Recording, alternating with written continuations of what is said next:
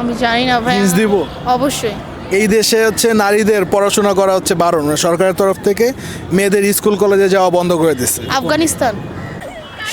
Shakib Khan maybe. Sure আপনি?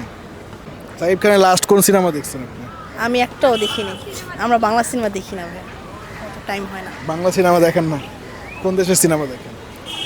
দেখলে বলিউড সিনেমাগুলো দেখা হয়। আমি একজনের নাম জানি, উনি হচ্ছে ওই যে আম্বানি, মুকেশ আম্বানি, বাট আমি এটা জানি এছাড়া আর কাউকে চিনেন না? না, আমি এছাড়া কাউকে চিনি না। আমাদের গেস্ট চ্যালেঞ্জ প্রোগ্রামে আপনাকে ওয়েলকাম। আমরা আপনাকে একটা সেলিব্রিটির চোখ দেখাবো, আপনাকে গেস করতে হবে সেলিব্রিটি কে। আপনার চোখটি হচ্ছে এটা, বলেন উনি কে? ভাই টাইম আছে, কোনো টাইম মানে টাইম নিতে পারবো না। 30 সেকেন্ডের মধ্যে বলতে হবে। সাকিব খান মেবি। শিওর আপনি?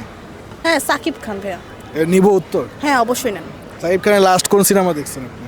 আমি একটাও দেখিনি। আমরা বাংলা সিনেমা দেখি না ভাই, টাইম হয় না। বাংলা সিনেমা দেখেন না? কোন দেশের সিনেমা দেখেন? দেখলে বলিউড সিনেমাগুলো দেখা হয়। আচ্ছা, আপনার ফেভারিট সিনেমা কোনটা? সালামে ইশক। সালামি ইশক। আচ্ছা আচ্ছা, বলেন উনি কে? হ্যাঁ আমি জানি না। হিন্টস দিব? অবশ্যই অবশ্যই। উনি ইন্ডিয়ার হচ্ছে টপ 10 জন বিজনেসম্যানের মধ্যে একজন।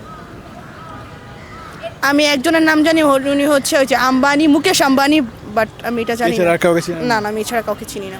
ওনার কিন্তু বাংলাদেশেও বিজনেস আছে। উনি কি টয়েটা কোম্পানির কেউ? না, টয়োটা কোম্পানি। মানে কার? উনি বাংলাদেশে বিজনেস করে, বেসিক্যালি হচ্ছে যে ইসের পাওয়ার ডেভেলপমেন্ট। ভাই আমি এখানে জিরো। পাস করতে চান? হ্যাঁ পাস পাস। আচ্ছা, এটা কোন দেশের ফ্ল্যাগ? এইটা হচ্ছে পাকিস্তানি মেবি। পাকিস্তানি। পাকিস্তানের ফ্ল্যাগ সাদা হয়? না না, সাদা হয় না, সবুজ হয়।